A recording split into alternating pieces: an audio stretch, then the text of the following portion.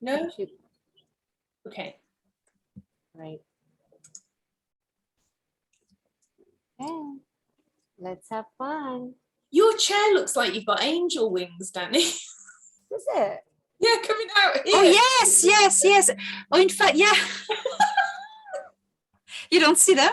No. Oh, I'd say fairy wings. It's like fairy.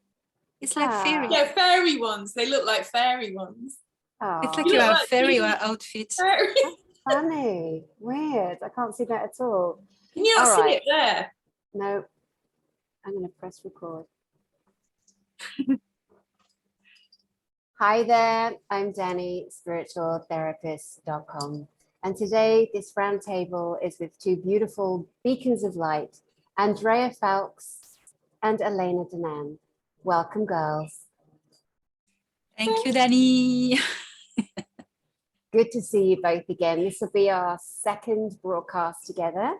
And we thought that we would just hang out, chill out, have fun, just share some stories, because there's a lot of misery and sadness going on. There's a lot of people really kind of going through the dark night of the soul on their spiritual journey. And for me, the dark night of the soul is never a night. No, it would never be that easy. I'm like many of you out there. It's never a night. It's an ongoing bloody drama, up and down, up and down.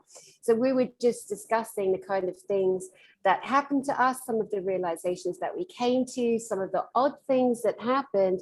And Andrea, would you start by just briefly introducing who you are, what you do, and your story of the markings on your back?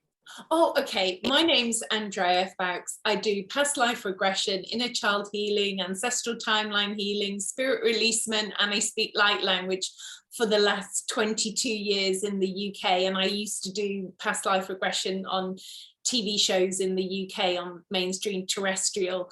And now I just work with private clients, really. Beautiful. And what was your story that you were sharing with Elena and I? Oh yeah, I got Elena's book the other day and I was super excited to read it, Elena. And I saw you saying about having these like pinprick markings of triangles on your wrist. But about 15 years ago, I woke up with much smaller ones, but like sacred geometry symbols up my spine, like really small pinprick ones that had obviously come from like a pinprick.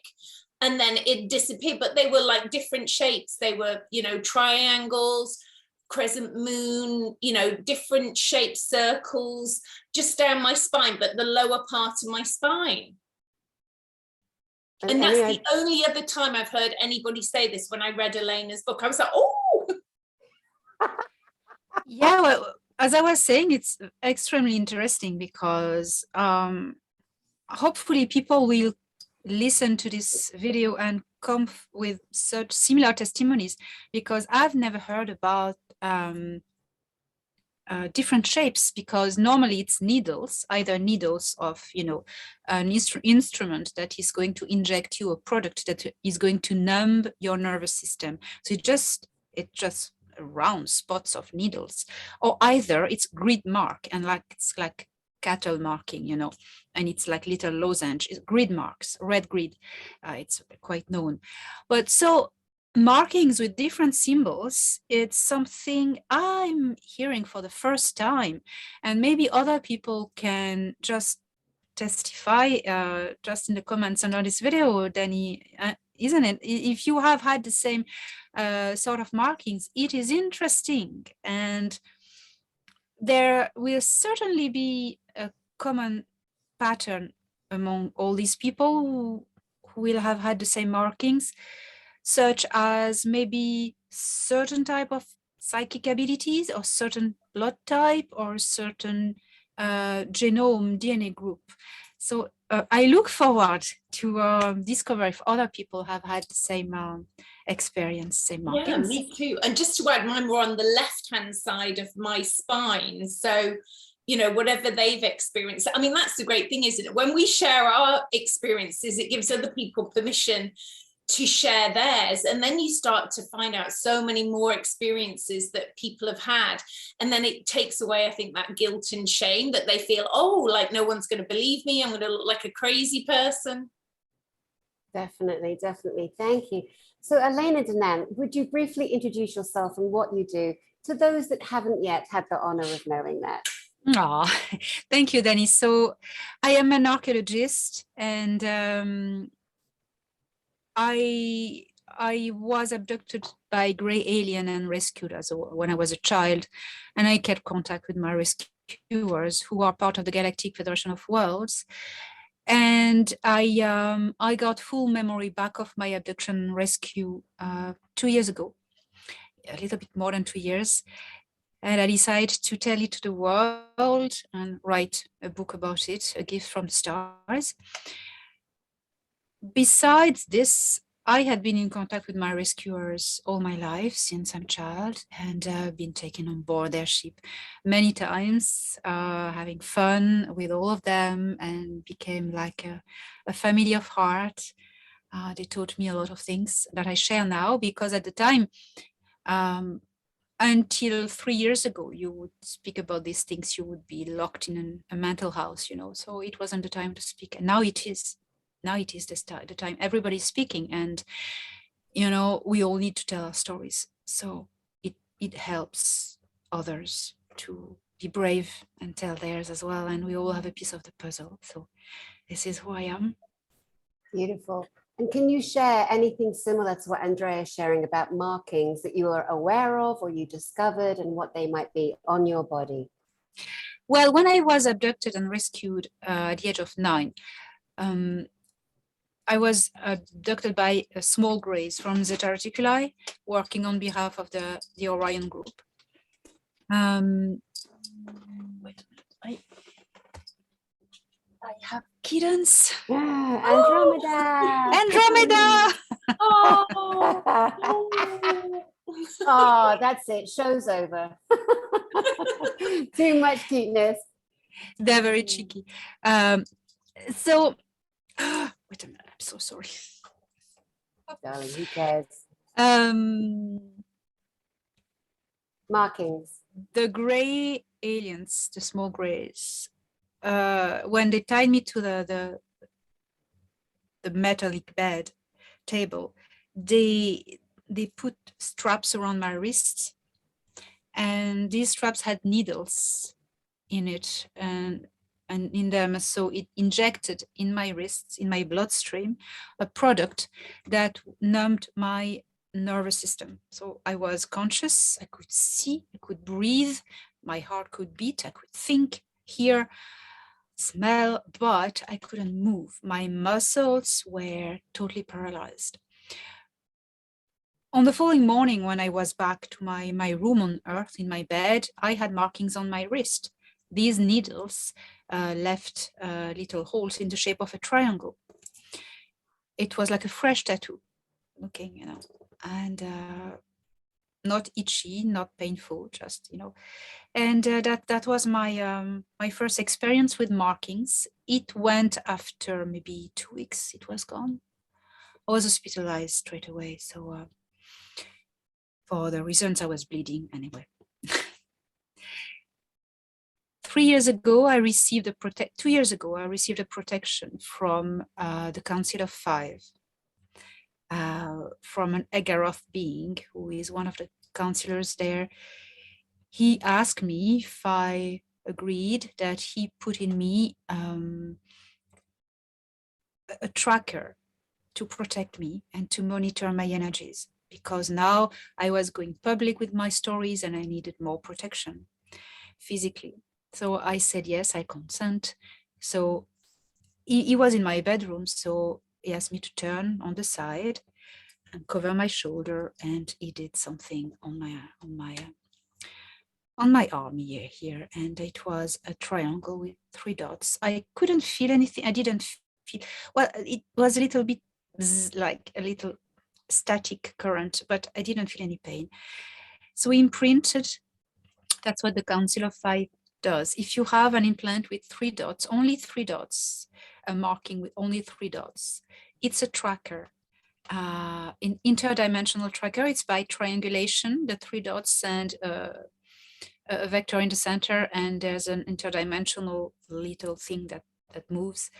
It looks like a little, I seen it It's like a little diamond thing. It's very, very small. And this is a monitor, health monitor, mainly. So, and when I am checked up, I feel it. I feel the buzz, and it becomes super itchy. And I know, I say, "Hi, Alex, how are you doing?" That's amazing. So that's my experience with markings. So beautiful. So I think it was a year ago, last March, I was here and I met the beautiful Annex, who is an Egoroth, and he starts gliding over to the sofa, full-bodied in full form, with his beautiful massive head looking down on me. The way he moves, it's almost like water. I remember thinking, he's not walking, he's like gliding. Anyway, he made me jump out of my skin.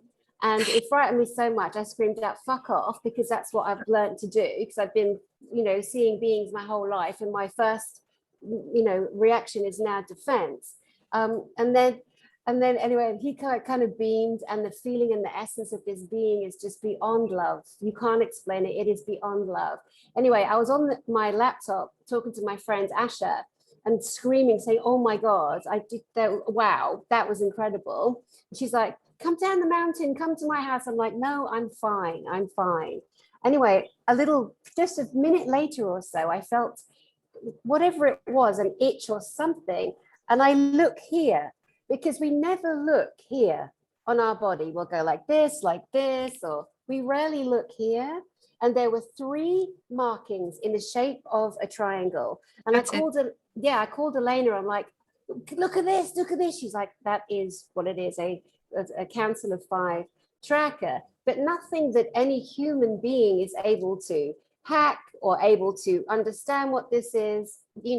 You couldn't take a scraping. It's not there. You can't see it.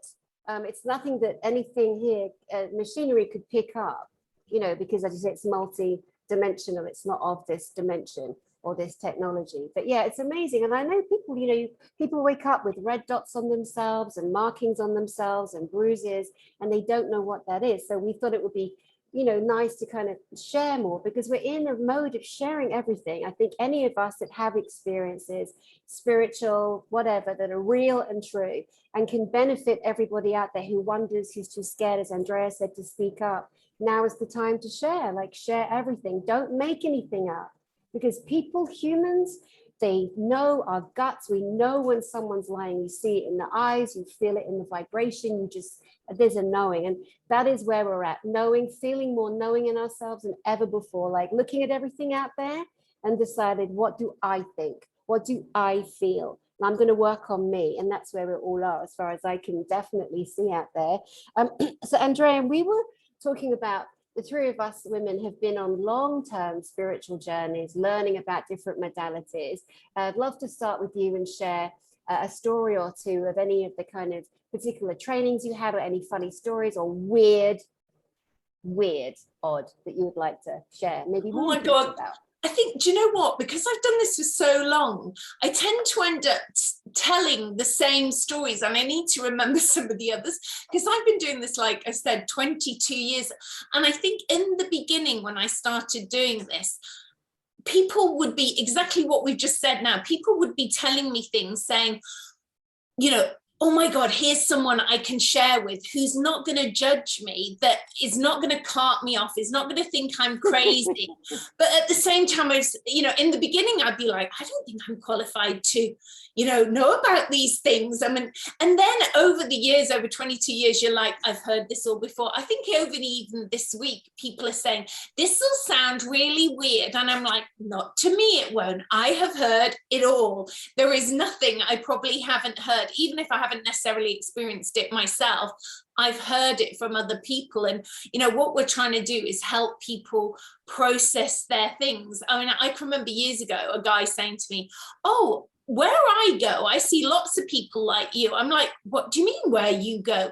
And he was obviously going to the Pleiades and seeing lots of Pleiadians. And, you know, we're kind of 10 a penny there. I think we all probably, in some ways, there's a lot who look very similar to me. And I think it's not even so much necessarily your coloring, it's the symmetry of your face and that kind of symmetry. And I mean, I've had people, here's a funny story. And I think this is in integrity where we're all going. I've had people who've given me donations for the work that I've done with them in dream time that I am not consciously aware of. Whoa, that's powerful. Wow. You've got to say a bit more about that. And it hasn't That's just awesome. been one or two. It's been a few people have said, or people have said, oh, you did this with me, you were teaching something in dream time. And I don't have, you know, huge amounts. I have some memories, but not like Elena. I don't have memories like that. But I have clients who ring me and say, you know, you were doing this with me in dream time, or this happened in dream time, and I knew it was time I needed to book a session with you in the physical reality. So I've had those kinds of experiences with people, but I don't have the conscious memory. But I do have a lovely story of, you know, that we do, you know, bilocate, and I need to do this more just now because I'm stuck in the UK in the cold. A friend of mine said, I woke up one day and I thought, I look quite brown. Like I've been on holiday. And she says, and then this friend of mine says to me, yeah, you were with me in Hawaii yesterday. I was like, oh, if only I could remember it. But, you know, I had the tan of going to Hawaii. Oh my God, that's awesome. Wild. But I don't have the memory, like the level that you have, Elena. I wish I did, but then on some level, I'm glad I don't, because I think it would be too many memories. Like I have some memories of levitating off my bed at a friend's house and seeing a ship coming. And as far as I was aware, I didn't go in it. And then I've had those experiences which people are terrified of, you know, where you're being pulled, you feel like you're being pulled out of your body and you can't speak and you're paralyzed. I've had those experiences about 3 times back in about 2001, 2002. But I survived them. And, you know, and I saw the blinds in my house going up and down. I saw people were remote viewing me because I'd been on a TV show back around that time, but it wasn't the show that I do mainly, it was another show. But these people must have been remote viewing me because they then contacted me through a TV company and quoted my channelings back to me that I had never, ever told a single soul what was in those channelings, and these people knew what was in those channelings. So that was one of my, you know, and these people wanted to meet me, and it's quite a far out there story, but at the time I didn't feel that I needed to meet these people. And I think in my naivety back then, 20 years ago, I didn't know who I was totally. I didn't know the skills and gifts I had, but these people can scan you and see what skills and gifts you have. And then it's for you to learn about discernment, protecting yourself, what's appropriate for you. And I think, you know, it's our intuition and it's our discernment that's going to save us from, you know, benevolent things or malevolent things. And it's using that integrity inside yourself of, you know, what feels right for me. And I think that's what we're all wanting to empower people back with, is the power to trust their own intuition. Absolutely. Yeah. Absolutely. Yeah. Yeah. Elena. So I've been remote viewed few times and people still try, and I have such protection, that protection I set myself and powerful people and beings protecting me. Every time someone tries to remote view me, I feel it straight away. It's like alarm bells, and I see the person and I say, if you see me, I see you. And that freaks them out. And I see who it is. And it's seconds. And I just send them back a wave of fire energy, and they don't try again. Oh, I have alarm bells. But I see, you know, it's like when you remote view someone or someplace yourself, if you see them, they see you. So, you know, that's something we tend to forget into remote viewing, because it's quantum resonance. You know, you just merge a distance with the subject you want to remote view. And if they have any kind of technology or psychic abilities able to notice that, the connection, because it's a connection, you're in trouble, you know. And people who try to remote view never try to remote view, for instance, reptilians or bad, you know, dark stuff, because you will connect with these things. You need to be very careful with remote viewing, you know. Only good stuff, high vibes, and no bad intention, you know, always good intention, you know. Yeah, I've got a good story actually from last year, which is sometimes because we're so kind and benevolent to other people, and because maybe, you know, we're getting more than the average people watching what you're doing, you can be too kindly but not kindly enough to yourself. Like, here's my story from last year. So last year I had like red rashes over my eyelids that would not go away. No matter what I did, I had these red rashes over my eyelids, and I'd had it once before when I first had my awakening 20 odd years ago, and that was linked to not seeing something, and then the minute I saw it, it went away. But I was ignoring this, but I felt, I'm very intuitive to people who, and I'm sure you're both the same, when people project a lot of energy at you, I can feel their energy being projected at me. And sometimes I think we're too kindly. And what I mean by too kindly is I ignore it. I don't act upon it. And I think, what am I meant to do? And I was thinking, why are these rashes over my eyes not going away? And then you put the story together, and I realized that these rashes on my eyes came from an event where I remember a woman who was with me at the time was not so kindly about what I just said or done. And she should have been more, oh, that was great what you said or something. And she wasn't. And I felt her energy coming at me for a whole year, till the point where I had to do something about it. And I spoke my truth. And I think this is for people. Sometimes, you know, you have to speak your truth. And the minute I spoke my truth, and I thought, for her highest purpose, I am going to block her, because she's looking at me with such intensity. And I think it's like a form of jealousy, because they think that you have something, or you're being something that, from my perspective, they don't believe that they can find inside themselves. So they're projecting way too much energy at you, and you get to observe, are you neutral to them? Are you truly, truly neutral? Do you have any emotion involved in it? Or actually, are you being too kind, too benevolent? And the minute I blocked this woman, my eyesight healed. And it was because I was not seeing what was going on, and I was letting this energy being projected at me and not acting on it. And the minute I saw it, the eyes went better. Yeah, I remember that. Wow. I remember you sharing that last year. Yeah, it's incredible. Remote viewing, obviously, we've kind of stumbled into this subject. Didn't know this was going to come up, because this, in the last, I would say the last maybe 4 or 5 months, I had an experience where I was lying on the sofa and I felt the resonance in the room change, and like a real low vibration. And I looked down, and there was it looked like a little black cloud, almost like a gray cloud. And it was solid, but it was, and I went, fuck off to it. And I punched it, because I'm not having that.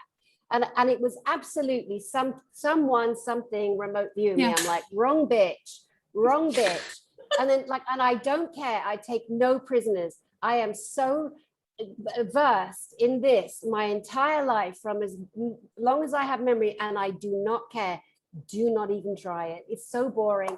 The other day, last week, I don't know if I told both of you, I think I told you, Lainey, I was sitting here, I was working, and all of a sudden, something got projected, like a holographic projection, into the house. And it was 3 very unattractive, but lighter skin grays, and they all had like an orange glow to them. And I just ionizing field. Right. Thank you. I had just been sitting on the sofa and I had just moved. So they came in on a holographic, not bloody physical, because it would have been way worse for them. And then they looked confused. I went, fuck off, like that to them. And they're like, oh shit, she saw us. I'm like, yeah. I got 40 eyes in here everywhere from all of my experiences. Do not. And it was interesting. I was supposed to interview a man with some stories about grey experiences, and I was always open-minded, and he cancelled less than 1 minute later. I shit you not. Yes, indeed. Yes. So yeah, remote viewing, you know, you talking about being so benevolent, so loving. I am absolutely, when I'm with you, if I'm with someone, I am 100%, man. I've got my protection up, but I'm going to give. But I learned to be like this, like be the warrior that I am, because do you remember that movie, What the Bleep Do We Know? Yeah. It was so fascinating. It was a wonderful introduction to like Bruce Lipton and Joe Dispenza and that beautiful deaf lady, the actress, I forget her name, Marilyn Marley something, Mar-a-Lago, I forget, sorry. Anyway, it was created a massive movement that What the Bleep Do We Know? It's all about the body, quantum mechanics, quantum physics, thinking, you know, law of attraction. It was just a real fantastic kind of rolling stone that started so many other like people's journeys. And they did a conference in Los Angeles, and I went, and I walked up to a table because it was so busy there, and this table was kind of empty, and there was a lady selling magic wands, like, you know, wood with crystals stuck on, and different crystals with other crystals stuck on. And, you know, I just kind of wandered over. Hello, how are you? Picked up her wand. Oh my God, she started giving me a reading. Now, I didn't ask for one, and that is so important. Nobody wants anyone to go, oh, I see this. Oh, you've got some energy in your space. Oh, you're like broken glass. Yeah, it's an intrusion. Such an intrusion. So intrusive. Yeah. Such a no. In the spiritual world, we do not do that. But I was so shy still then. I was so mortified. I didn't have the courage to say, shut up. I didn't invite you. And as she's shouting, people start coming around the table. It was one of those moments where you are beyond embarrassed. You just don't know what to do with yourself. And I was so angry at myself for not having the courage to say, excuse me, no, thank you. And that's what I should have done. But she was trying to draw a crowd to her table because there was no one there. That's the only reason I went to her, because it was the only one I could get to. And I thought to myself, Dani, no more, never again. And don't you ever do it. You always ask permission. Yeah. So that was a lesson for both sides of things. But yeah, brilliant. In terms of spiritual training, as many people are now going on, they're learning what books to read for themselves. I did a little broadcast with the Tattooed Spirit, who trains and teaches the tarot in such a beautiful way, very demystifying, very down to earth. And we did a broadcast and we shared the books that we like. Not all of them, but some of them, keeping in mind people are on their journeys now more than ever. And damn it, I forgot what I was going to say. Oh yeah, well, go to that broadcast, guys. That's what I was going to say. Point you to that broadcast, excuse me. If you want an idea of a ton of books that might be of interest to you, rather than us getting to books here, because I know we all could share so many books, but I want to, if you go to the Tattooed Spirit on my channel, and you can have a look at Jeff Burr and our discussion there. But moving along to spiritual training, Andrea, can you share a particular spiritual tool or training that you received that really helped you, that you could share to help others? Oh my God, there's so many. I mean, the simple little ones of just calling your power back. You know, I make clients just say their name, and then I say this whole shaboodle that I say, and then they say it, and then their power comes back through their solar plexus, you know. So I could do that, or just tapping here like this from here to here, just I find that making sound opens the higher heart, you know. And so many people are blocked in their throat chakra, and on my website there's a chakra chart with the sounds for every chakra to make those sounds. And, you know, where there's a block, you won't be able to hold that resonance. So like for their throat, because most people have issues with their throat chakra, and I've had to work really hard on myself to heal my throat chakra, because I got mugged and strangled years ago, which was them trying to take the octaves out of my throat chakra. So then I healed myself to get those full spectrum octaves. I think we talked about this the last time, wasn't it? So it's like E. I mean, I could hold E forever to kingdom come, but if you've got a blockage, you won't be able to hold E very long. And then, you know, for their heart, which is and if they've got a block, they'll be like, you can hear this little voice come out of them, and they'll be like, and then they're like, and try again. But if you keep doing that, you will, you know, remove these blocks. And the other great thing is when we do all these vowel sounds, when I run workshops and we're in a big group and we're all making these sound frequencies together, when we hit the right sound frequencies, we open a portal or dimension. And we were doing one once at the Chalice Well in Glastonbury, and we all heard these monks in the background joining in with us, because they were in another dimension of reality, making the same sound, but in another timeline. I love that. That's amazing. Just before we come to you, Elena, you know, there's going to be people watching this broadcast that go, okay, cuckoo, please move along. Just go. You don't need to comment. If it's not for you, that's fine. Just want to say that. Elena Danaan. Well, if you ask moments in my spiritual training, it was all along. There are so many. I cannot pick one. I just say, when I mentioned spiritual training about myself, I received 2 trainings in my life. When I was a child, my grandmother, maternal grandmother, who was a wise woman of knowledge, a shamanka, she trained me into energy work, into divination, into the runes, to these things. And my sorry, the second period in my life when I received training was when I started learning about Druidry. I talk about spiritual training. Okay, I've learned so many other things, but spiritual training. I started to learn about Druidry when I was in France in 2007, and when I moved to Ireland, and I joined the Order of Bards of Fates and Druids. So along this discovery of the ancient tradition of earth-based spirituality, what I discovered, first I was moved by a thirst for knowledge, to complete my knowledge. I wanted to learn. And through all this learning, I learned about, it was about the connection of the human soul to this planet, to everything that was living on it, and to the cycles of nature and of the season. What struck me was that I was moved by curiosity, but some other people can go into this spiritual training moved by getting power and ego and things like that, you know. Well, too bad, because you discover very, very quickly that this training is giving you tools not to empower yourself, because you leave your ego at the door, but to empower others. You become the medium to transport a tradition from the past to the future. Your name doesn't matter. Who you are doesn't matter. What matters is that you pass on a tradition, something very sacred, very magical, to the future, to other generations.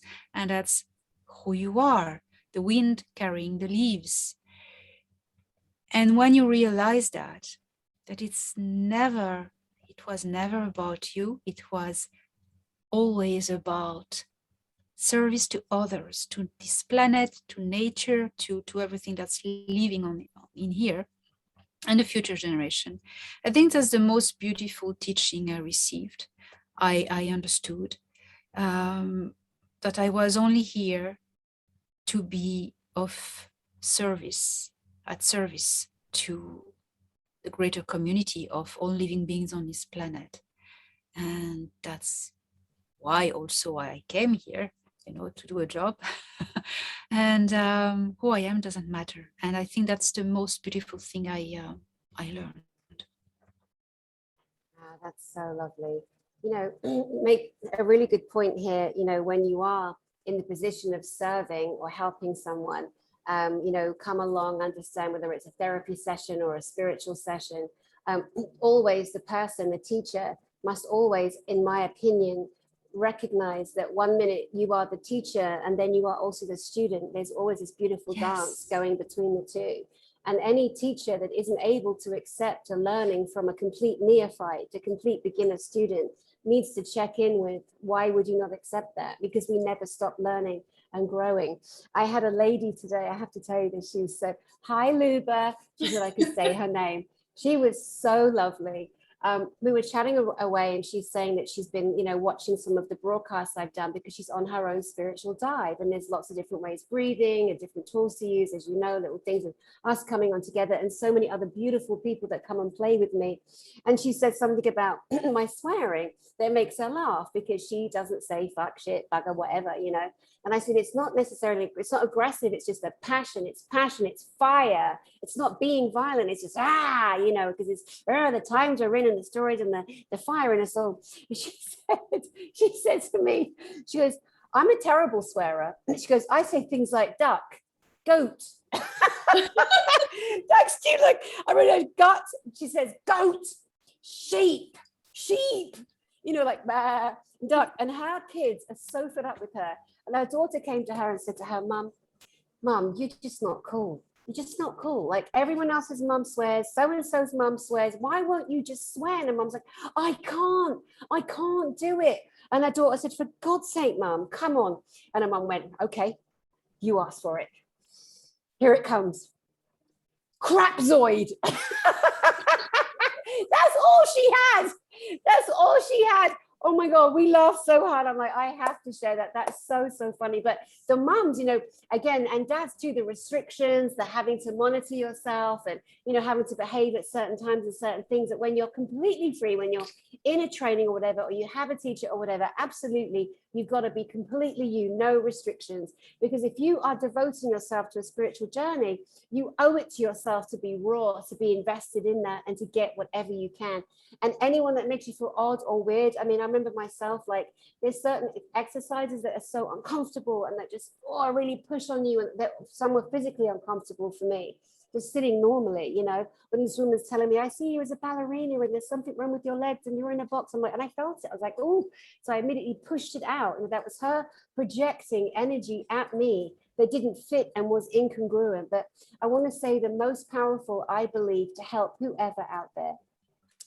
We are all holding trauma, violence. We've seen it. It's happened to us. We're aware of it. We've ordered it, whatever. No person gets through life, in my experience thus far, without some kind of level of upset, trauma, physical, mental, emotional, And I remember one day I was in class in this spiritual school I went to for 4 years. This lady was teaching and she was saying that the worst story she'd ever heard was this father who used to make his children do it to each other. I mean, beyond sick, absolutely beyond sick. And it really disturbed me. I went home holding that and really feeling bad for this little boy and this little girl, thinking about them a lot. Anyway, on the weekend, we were having a big training, and as we all had to partner up with people and do different exercises in meditation. One was you ate your lunch blindfold and the person next to you guided you. And there was, exercises in like trusting, like these are Berkeley Psychic Institutes or Dr. Chris Lamont exercises.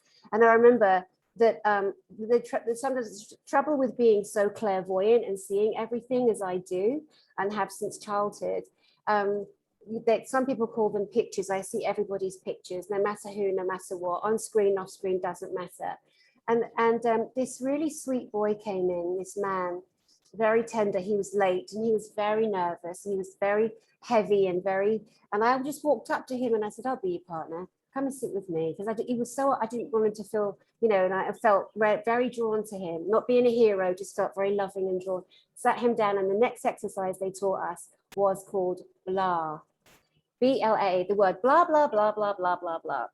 And the exercise was that you had to tell your partner the worst possible thing that has ever happened in your life, the deepest, darkest shame, embarrassment, the worst thing. Because if we don't get these things up, guys, they stay there, they fester, they get denser and denser. You can become diseased, you can come all sorts of issues. So this is why I'm sharing this, because it was, I think, one of the most important things I ever learned in my whole life. So I'm sitting with this lovely man, he's sitting opposite me. So I go first, I'm telling a story. 17, hitchhiking, which I never had, and ended up being raped, awful. And I'm telling him, couldn't talk about it then, but now I can, because I've healed. But I'm going blah, blah, blah, walking down the street, blah, blah, blah, hitchhiking, blah, blah, blah, Jaguar comes along, blah, blah, blah. And I'm just saying blah, blah, blah, blah, going through the emotion. So then he sat with me, then it was his turn. So he starts going into blah. I went first to gain some trust, because I could feel he was really, really a wreck. And then this boy said, this lovely man, he starts going blah, blah, blah, blah, blah, blah. And I'm like, oh, holy shit. I could see his pictures. I could see clairvoyantly the words he wasn't saying. He was that child. He was that child. And the reason the teacher had shared the story, and she shouldn't have done, knowing how many psychics and clairvoyants there were, she knew he was coming to class on that weekend. And she had asked him because she wanted to help him heal, which was lovely of her. But then when he starts talking, I'm seeing all of his, anyway, we became friends, he and he did an amazing journey on his recovery. He really did. He really did. He went on to be a teacher, psychology. And I remember one time we were having a coffee and I felt like I was holding on to a secret, because I have an issue with that. If you're a true friend, you share, you tell, you love, you don't hold secrets, you don't betray. And I sat with him, I said, I have to tell you something. Like when we first met, when we were doing the blah, blah exercise, I saw your pictures. And he said, I know, Dani, I know you did. I was like, oh, that's good. I was glad to let that go. But so whoever you are, the biggest, strongest, most powerful man in the world, the most amazing, wizardy, witchy, woohoo, wonderful woman who's, globally known, this is a very powerful tool, and for ourselves. And sometimes we go through life as teachers, as leaders, and lecturers, and speakers, and this and that, and we forget we've still got to check in with ourselves, no matter how high we think our title might be. So I hope that helps some of you. I really do. Just sit and go blah, blah, blah, blah, blah, blah, blah. Get it out, move that energy. Andrea, anything more to say on any of the? Yeah, I mean, often at events, I think people feel like they don't want to hog the space. They're like, oh no, I better, not say too much, especially when I run workshops. But you're going, no, please keep going with your story. Tell your story if you feel you want to tell your story. And then you usually notice someone on the other side of the room is now in floods of tears, because whatever that person's sharing about their life and their story, somehow by the law of the cosmic nature, we're all drawn into these groups, because that group energy has something in common that they've all been drawn together on that day to heal. And by that person telling their story, it's triggering the other person to be able to release their trauma. And then the biggest thing that I do that brings up the most terror and fear in people, and it's actually making people hold each other's hands and really look into each other's eyes. They can't go, and I make them say, I love you, I honor you, I cherish you, I see the divine in you. But they don't just say it once, and they can't go, I love you, I honor you, I cherish you, I see the divine in you. Oh, I've done it. Literally, I make them do it with each person holding their hands, and I say, don't squeeze really hard, because when they squeeze really hard, they can do it. But when they can just have to hold them lightly, they find it really hard. And then they do it with everybody in the room. And they usually find the person they find it the hardest to do it with is if they've come with a loved one, like a mother and a daughter have come together. They actually find it really hard to say those things to each other. And usually people are sweating at the end of it, going, that is the hardest thing I've ever had to do in my life. And yet, you know, it shouldn't be to say, I love you, I honor you, I cherish you, I see the divine in you. That should be the easiest thing to say to people. But humanity are not used to sharing that level of love with each other, and they're going to get used to it. And once you've done it, you feel so amazing. Yeah, so beautiful. Lainey? It's amazing. Bringing people to crack up the shell, because we wrap all our traumas with a shield because we don't want to touch it, you know, it's painful, so we make it numb. And that's okay, that's understandable, that's a natural process, but it's unhealthy. We need at a stage to just poke the bubble, but it takes courage, and most of us, we don't take the courage because we think, okay, yeah, well, I'm all right, I can live with it, this trauma, it's fine, I can just deny it. Yeah, but every time there will be a situation you'll be in that will resonate with this trauma, it will just switch on, and that you're going to be in trouble. So it's very brave to just poke the bubble. And I find, Andrea, the way you tell this story, it's perfect. It's really perfect, because that's a good way to do that, I think. Yeah, and it's like today I had a lady who I love. I've been working with this. I love it when we work with families. Like, I've been working with 2 sisters and a mother recently, and they've done quite a few sessions. And it's great because it's healing the whole family dynamic. But the mother today, and it's so humbling when you go, I think I was arrogant when I was younger. And I said, oh, what made you think you were arrogant? So she was telling her story of why she thought she was arrogant. And then, you know, she's got some major health issues with her throat at the moment. So we were healing. And I'm often saying to people, you need to drop into your emotional self. And it sounds like an intellectual thing, but once they really access that, the healing and the grief that sometimes comes out of people, and often I have to turn the volume down because this grief and howling that comes out of people, which is primordial, it needs to come out. And the sad thing is, often I hear about people who've ended up sectioned, and the minute when they're about to heal this primordial rah that needs to come out, they end up medicating them and not allowing them to release this trauma. So, you know, they're just medicated and just numbed down again, when in truth they need to let this sound out. I think in society, you know, we don't allow space. And I often say, be in the car, make rah, big noises in the car, because, you know, maybe it's the safest space to make a lot of noise, because nobody is going to hear you, especially if you're driving along, are they? And you're making these big noises and releasing howling trauma. And often driving, like I always find driving the ley line, like we talked to Elena, didn't we, about the ley line of Glastonbury to Ireland. I find that ley line so powerful. I think, oh, I'm going to treat this as my healing session as I drive along the ley line and let emotional trauma come up. I mean, I had a little session today with myself, releasing trauma, because I know if I go where there's a cathedral, or I go where there's a stately home in the UK, they always build them on a really powerful portal. So I know I can get as much value out of that as I can.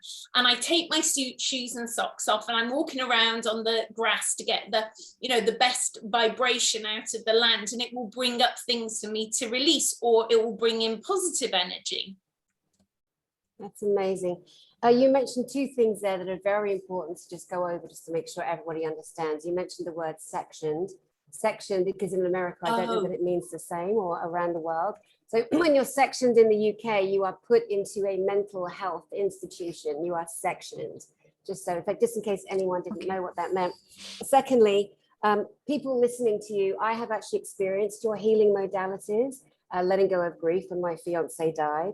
And I can really ascertain, but what I want to know is, like me, people might think like, oh God, I couldn't sit in front of anyone and like open up, but you don't do that. You do it on Skype. They're not on camera. Guys, you can release. This lady will hold your frequency, your energy, and hold you while you roar, like she was saying. So I wanted to make sure that we translate that, in case someone's like, I really want to talk to her, but I don't want to do this, and you know, because people are too embarrassed to just let go. And in how I work, often I see people's, you know, everybody works differently, but I find for me, you know, unless I'm seeing you in person, I'm obviously going to look at you if I'm with you in person, but the work that I do on Skype, I don't use the video, because we have a propensity in how I work. I mean, everybody's different, but in how I work, if your little face has got to look at me like that, you're not going to drop into your emotional self. You need to be able to close your eyes. It's just a human condition that if you have to look into a camera, you're going to be That's very good. Not as able to drop into your emotional self. So I don't look at them, they don't look at me. And I actually personally, although I love us doing this interview, I actually find my eyes hurt a little bit after looking into the cameras too long. I don't know whether they beam something at us, but I find it's really hard. So if I was to do what I do into a camera all day, it would be too much. I couldn't hold the space for what I do. And also in how I work, I don't know if you two are different, but I need to drift off into, I'm closing my eyes, I'm tuning into their emotional, because I'm specifying the emotional Akashic records. So I'm drifting off into everybody's emotional Akashic records. And I have to close my eyes to do that. And they need to close their eyes to go into their inner self as well. Yeah. I love that. And it's fantastic because it's not intrusive also in your mind space, you know, because I used to do private sessions. I've stopped because at the moment the Zoom video would start. I was doing that by Zoom.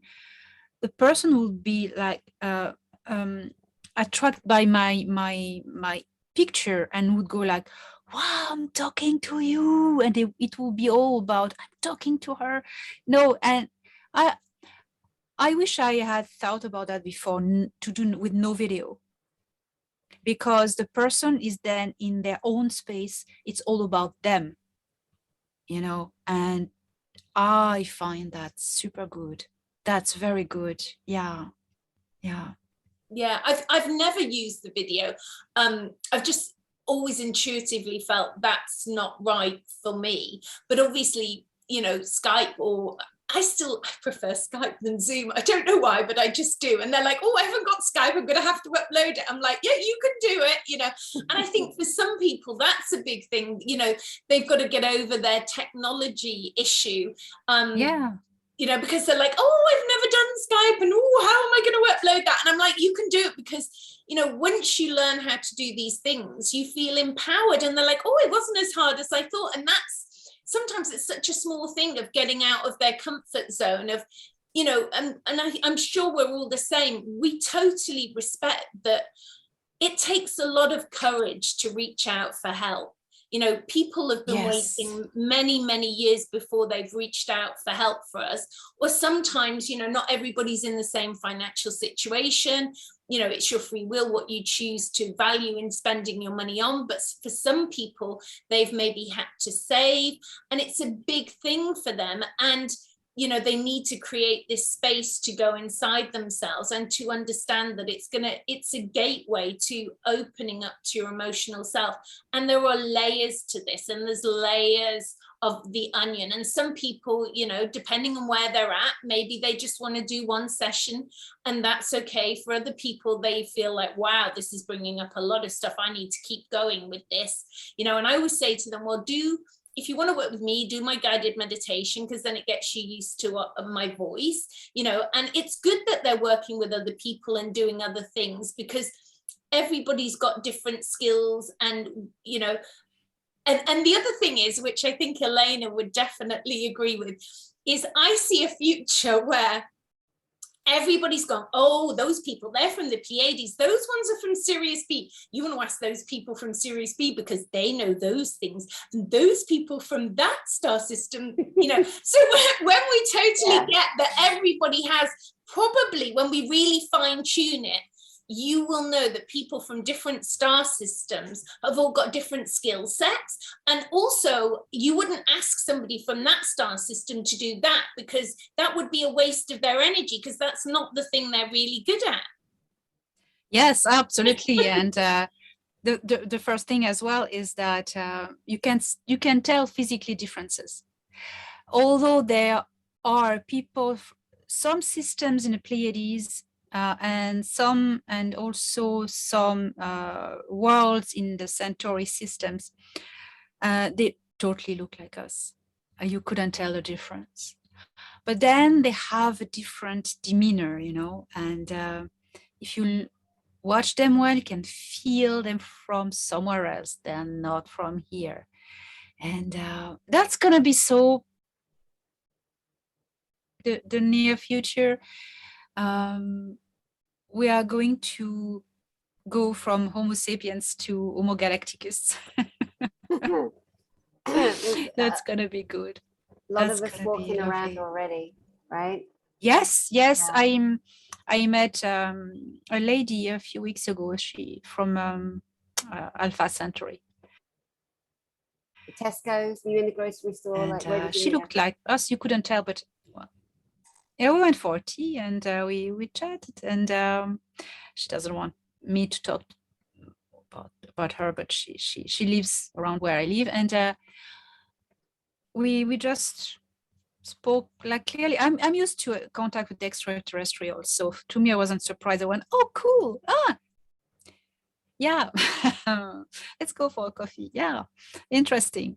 And we spoke about everything that's going on, and yeah, we kept contact. That was we had telepathic contact first, because these more advanced aliens, they have developed more advanced telepathic abilities. So that's what gave her up.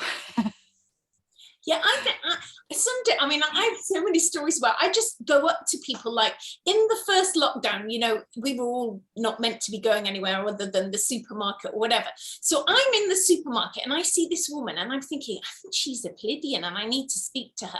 So I walked around the store and I came back and I said, oh, excuse me, are you a Pleiadian by any chance? And she went, I am. And I said, oh, I just felt I needed to speak to you today. And because it was the first lockdown, she said, my dad's just died. And I said, oh, this is terrible, you know. And well, so I said, would you like me to sing you a light language outside? Let's do our shop and I'll meet you outside and I'll just do a little light language for you. And so, you know, that's how I roll. And I always find it works out, you know, we're always meeting cosmic people. And you know, one day I was at the Chalice Well here, and there was this little girl, she's only about 8 or 9. And I started talking to her and she was telling me, I'm from another fairy planet. It's not this planet, it's another planet, but it's an elemental fairy planet. And I said, oh, that's wonderful. And because she was so young, she was so knowledgeable, like if this stuff was just like coming out of her. And she said, we need to keep in touch. I went, oh, yes, we will. And she went, telepathically, I'll be in touch with you. Yeah, they live among us. They live among us, and they've been here since since the 1950s. All these programs of cooperation with extraterrestrials have started. There's a lot of people from the Alpha Centauri system and Proxima Centauri, Centaurian systems, and some of the Pleiades, all passing by the Galactic Federation, working with the good governments on Earth and living among us. They have colonies in some places and disclose, and they are lived by groups and communities, but you wouldn't tell they are not Earthlings. That's amazing. But you can feel it. You know. Yeah, definitely. As humans, again, our instinct, we're so clever. Humans are so clever. Our intuition is so amazing. We just know. And normally I'd say, trust your gut on the first thing that you feel, because once the mind gets involved, it takes you down that journey and you just go off. And you guys reminded me of a story. I was years ago in San Diego, and I was sitting on this beautiful bough. There's a place there called Whaley House, and it's in the old Spanish village. It's called Old Town. And it's apparently the most haunted house in America, I think. But at one point it was. And I was just there kind of hanging out, looking around, and because I've done so many, I wanted to feel for myself, like, is that true? Is that just for TV? Anyway, there was a lot of energy there, but I'm sitting on the bough of a tree on the big green there. And this little boy, he gets out of a car with other family members and he comes running up to me. He's like 3 years old, sits on the bough beside me. I said, hello, darling, hello. I can see his mom, dad, and they say, it's all good, it's all safe. and he starts talking to me in German. And I'm like, Wiedersehen. I said, Wiedersehen. He goes, Wiedersehen. And starts carrying on. I'm like, I've got no more German than that. Bitte, danke, scheiße, that's it, I'm out. Anyway, his older brother comes running up and takes him by the hand. And I said, Wiedersehen, or whatever. And he went, what? I went, oh, hi. I went, oh. He goes, come on, Derek, you got to come. Like, and Derek just kind of looked at me. And I said, oh, so he's German? He went, no, he's not. He's American. I'm like, no, he just spoke to me. Oh, bye, darling. You know, realized that this little boy knew that he could share that past life moment, because I believe in my, past life moment. Yeah.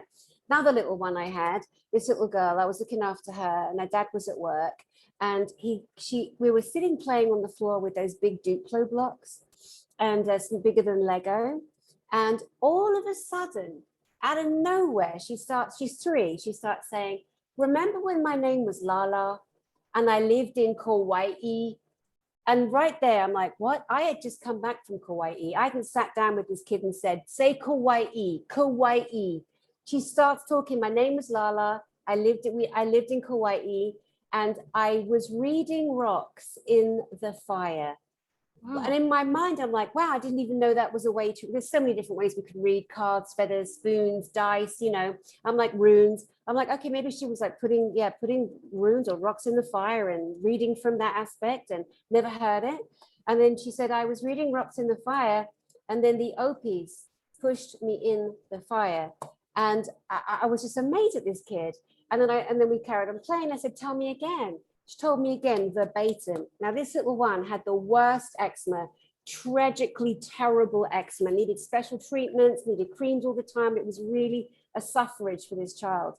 So anyway, her dad comes home from work, and I said to her, tell daddy what you told me. She went ballistic. She went crazy. She ran behind me. She wouldn't speak to him. And I realized that message was just for me. So I went to the library to do some research, because she mentioned the Opis in Kauai. Turns out the Hopi Indians were down in that range. And at one point in history, there was a sacrifice of the indigenous Kauaians by some kind of a tribe that came in and invaded. And that little girl died in the fire. And in this lifetime, she had the worst eczema. And of course, you know what I'm going to say next. The eczema cleared up. The eczema cleared up. Like, she needed to release that. And like that little boy that came to me, because, you know, people like us who are open, and we're all open, you know, we attract those kind of people, the aliens in the human body, the children that want to get their need to heal from. I mean, it's just amazing, amazing, amazing. Yeah. Anyway, Can I explain? Because it ties into your eczema thing. Like, so if you like, here's my story that ties into the eczema. So I had a client, and I get lots of clients with eczema. So when you get to the same stress level in this lifetime that's reflective of your past life or the origin of the original trauma, you will maybe manifest the eczema in this lifetime, and it will go where there's a weakened cell memory in your body. So in my story with one of my clients, she had terrible eczema all over here on her hands. So we were looking for the origin, and it was in a past life where she was a male farmer, and her fields, her crops were on fire, and she ran in and put them out with her hands. And so in this lifetime, when she got stressed to the same level she'd been in that past life, she manifested the eczema on her hands. And so I had to take her back to that past life to understand she's not the farmer anymore. She doesn't need to heal this physical trauma in her body, and it can heal, so it will heal. As is the same with whatever you're healing, you're going back to the origin of the emotional trauma and healing it from the past life or the ancestral or whatever it is to the 0 point field, and then it will stop manifesting in the physical body in this lifetime. This is fascinating. So that's the case when, so the soul remembers. So okay, yes. So what the previous incarnation memory. Yeah. So the weakened cell memory is where you've had a previous trauma. You know, so for example, like they have a birthmark where in a previous lifetime they were stabbed or they had a gunshot wound. So potentially when you heal that trauma and the mind understands the truth of the soul and you resolve it to the emotional 0 point, it should start to clear up whatever it is. I mean, the thing is though, some people go to regression, but the person regressing them doesn't heal it, they don't clear it, because the past life in itself isn't really that relevant until the point where your soul left your body. Just as your soul's leaving your body, what are your thoughts and beliefs as your soul left your body? You know, even if you were bitter and revengeful and hatred to the last minute, at that last minute when your soul left your body, if you went, oh, do you know what, I just let it all go, let it all go, you would heal the whole lifetime. But if you took whatever it is you experienced in that lifetime as your soul left your body and thought, no, I'm not forgiving, revenge is mine, then you're going to take that crap with you. Definitely. That's a fantastic proof that our soul can modify the fabric of reality of this body, the bodies we temporarily incarnate into.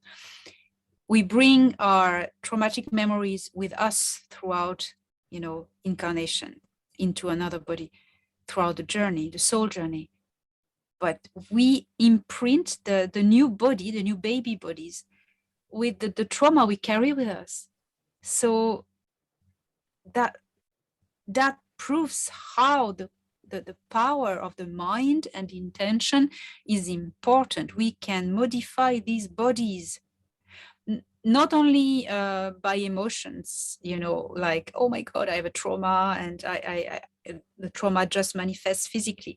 But if we do that consciously, imagine, I'm going to heal myself, and because I can, you know, Yeah, we're all we can. powerful. If we can harm ourselves, we can also heal ourselves, isn't it? Yeah. Yes, absolutely. And the other thing is that, you know, in the future now, we're going to have way more conscious conceptions of babies, conscious pregnancies, conscious childhood. You know, if you can stay in your light body for the first 7 years of your life, you're not going to take on ancestral karma. You take on ancestral karma, and we say ancestral karma, but say, for example, you were brought up by a nanny and you bonded with the nanny, not your biological mother or your adopted, you might take on the ancestral karma of the primary carer if you didn't stay in your light body. Whereas if you have a conscious parenting, you can potentially keep that child in their own light body, so they don't need to take on the ancestral karma. Yeah. Wow. Yeah, So it's wild. Yes, makes sense. It makes so much sense. Talking of birthmarks, etc., people are born with certain birthmarks. Sometimes a family member will have the same as another one. I remember one year, I had this little lump in my side, just a little lump, and I was a bit worried about it. I'm like, what's that? That's a bit like, you know, we read these things and I started to fuss about it. I think I was about 24, I think, 25. And I was on a road trip with my friend Rhodey from America. He used to be my pen pal, it was a nut job. And we were in Glastonbury.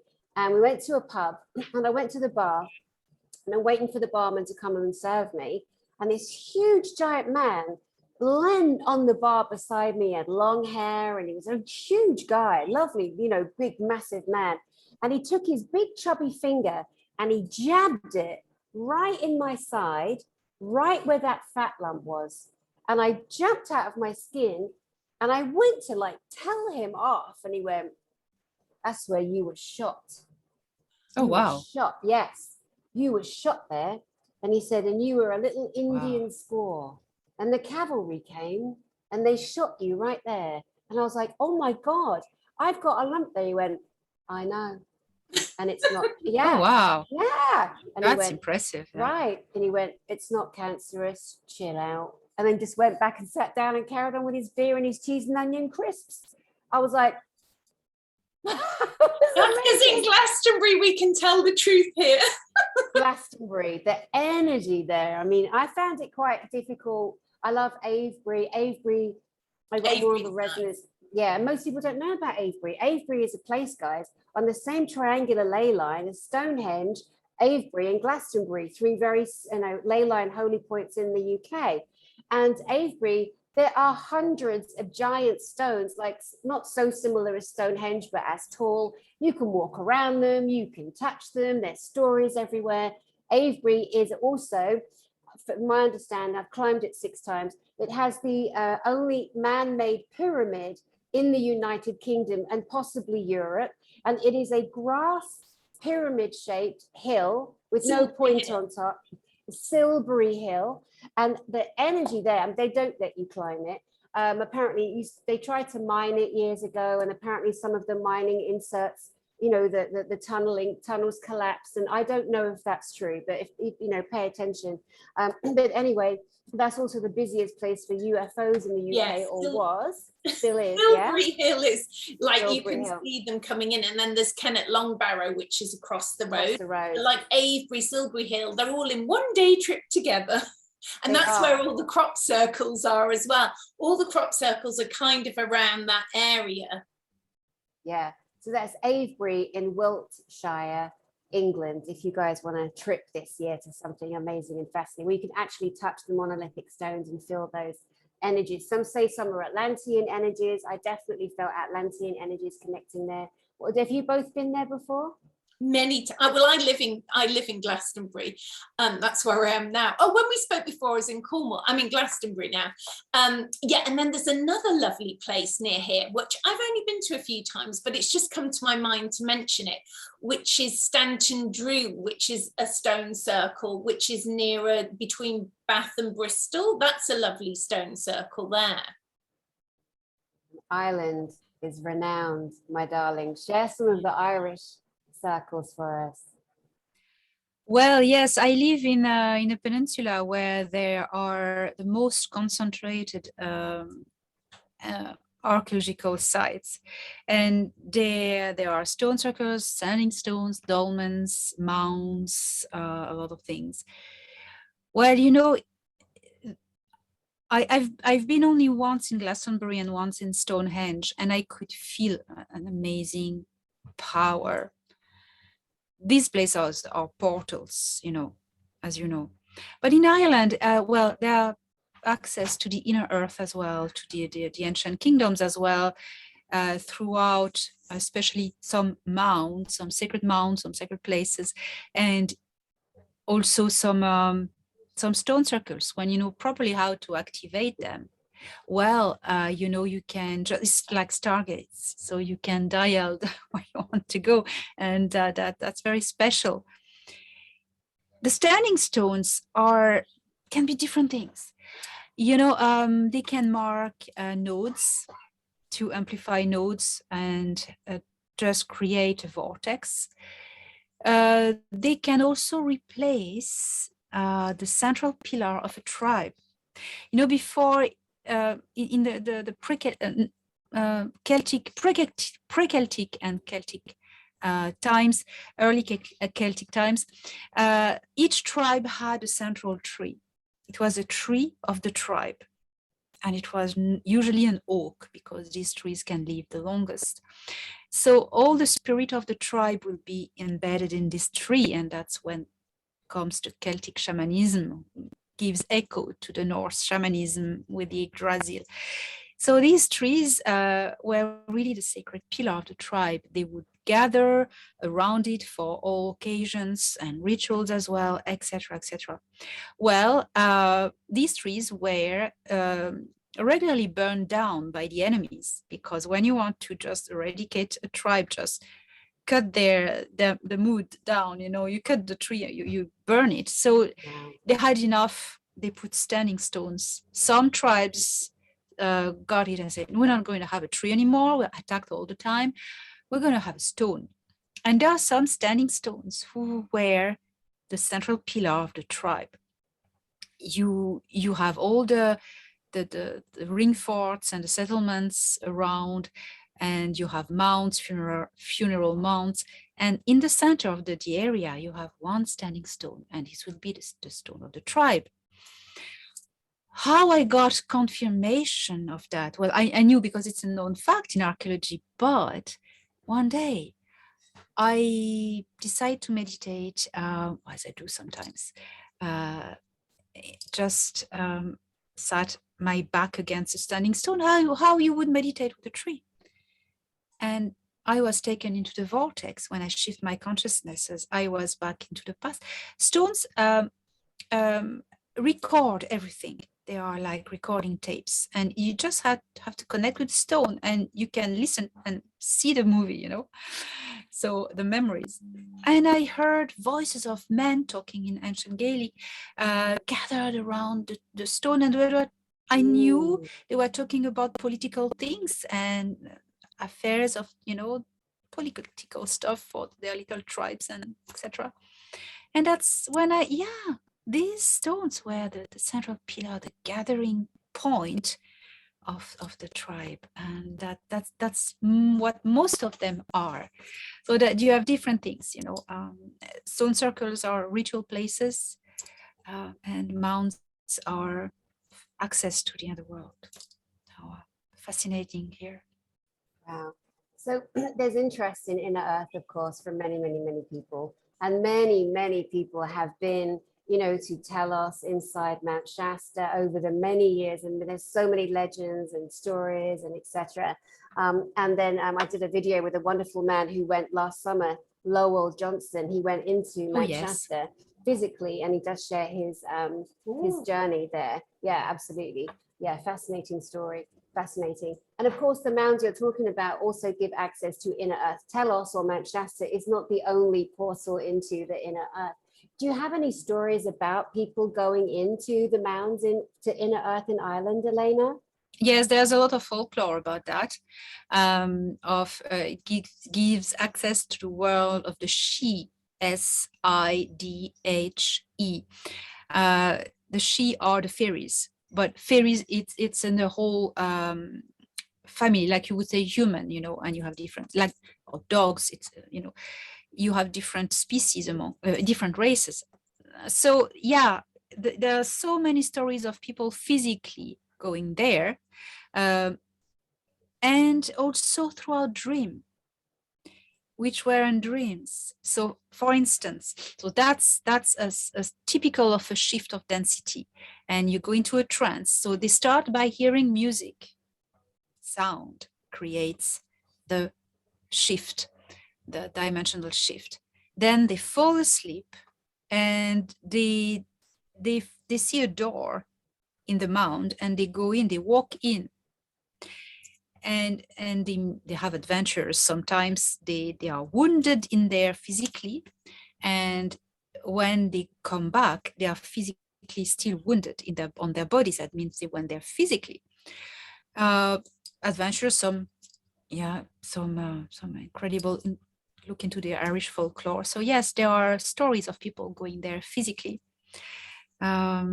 It still happens again. I know places, especially some wells that we call here holy wells, who are portals to the inner earth. I know a place not far from where I live, where a community of Sidhe lives there, and I can see them because they're in fourth density. So it's very close. And now we are shifting. We're really very close. It's easier and easier to see them and to communicate with them.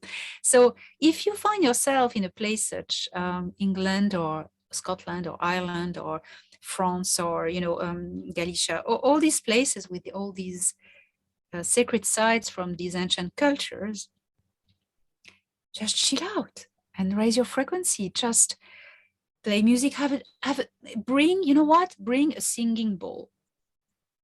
Yeah. Crystal, metal, whatever the key, whatever, a bowl that you like, that resonates with you. I like the note G because it raises frequency, but anyway, you have one, bring it with you. And or a flute, a whistle, you know, just an instrument, something that produces a beautiful vibration that shifts you into the vibration of love and amazement. Yeah, and see what happens. Because your toning, whether it's the instrument or your voice, is going to open Andrea, say something. the dimensions, isn't it, to access that. So you then become like the key code to access that portal or vibration. Like in the first lockdown, there's a place near here in Wells that my friend and I went to, and we said, oh, we've been to Madeira today, and the people went, well, have you been to Madeira? We're all locked down in our houses, but we've been through this portal there, and I swear to God, we've been to Madeira. And so we were just having, and it felt energetically like we've been to Madeira, and we felt fabulous. And so we used to keep going there when everyone else was locked in their houses. We were popping out to Madeira. Oh my God. Oh my God. Talking of fairies, element and energies, the fairies love laughter, high vibrational, nothing more perfect than children. And so I have a real life story about a fairy. I was playing with these two kids. They were going through a lot of stress. And I used to play a game called Dead Lions. I don't know if you remember that, Andrea, Dead Lions, where you lie really still and somebody's going to tickle you or threaten to tickle you. And the first one that moves is out, you know. So I'm playing with these kids and they're playing Dead Lions. And I'm like, no, here's the wiggly finger and it's going to come. And anyway, we were laughing so much and they were releasing so much tension. I was there to babysit for a couple of hours. So much tension. At one point, I was so exhausted from screaming, laughing with them that we all three of us at the same moment laid down. They were laying down already and I just crashed between them. I look up and there is this perfectly beautiful, stunning fairy about 9 inches like that. And she was like, and she was literally breathing in or taking in the high vibrational laughter of me and the children. And I went, oh my God. And they were like, it's a fairy. I'm like, that's a fairy. And what was crazy was she was kind of a silver, but almost gunmetal gray color. And as she was moving, it was like drops of energy came off her. It was like, I've never seen that in my life. And I've seen plenty of different things, but that was just, and she was just like, like just imbuing, like just breathing in the happiness from the children, you know. That was just amazing. Have you seen fairies out there, Lainey? Oh yes, plenty. Where I live in, there's three hawthorn trees behind my house, and there are fairies living there, and fairies live a lot in hawthorn trees or in what's the other one, elder tree. So the elder is the male fairy and the hawthorn, the female fairy, and they live in these, and yeah, they're very cheeky, you know, and they come in the house, they pass through the windows, through the walls, and you never see them straight in your eyes. It's always by peripheral vision. It's funny that I don't know why. And they are like gray shadows and little people that size exactly, and they'll be flying or just, you know, moving in the house or running, and sometimes they ride on the cats. They hate that.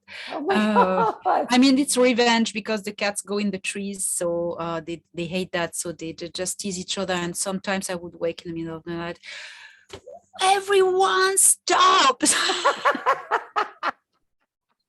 You know? Fairies. Oh my God. That's hilarious. They pile up. They like to pile up things, to do little piles. That's cute. And one night, a funny story with a fairy. For instance, I had a toothache, and I had an appointment the following day with the dentist, but I had to go through the night in pain. So I was in my bed next to the window with the hawthorn trees branches behind the window, and I was saying, oh my God, I need to sleep. Please, someone somewhere does something to me. And it was before I had renewed contact with, you know, all my ET friends. So I was on my own, like, oh my God. And I saw this orb coming through the window and going at the feet of my bed. It was like golden orb. It was this size.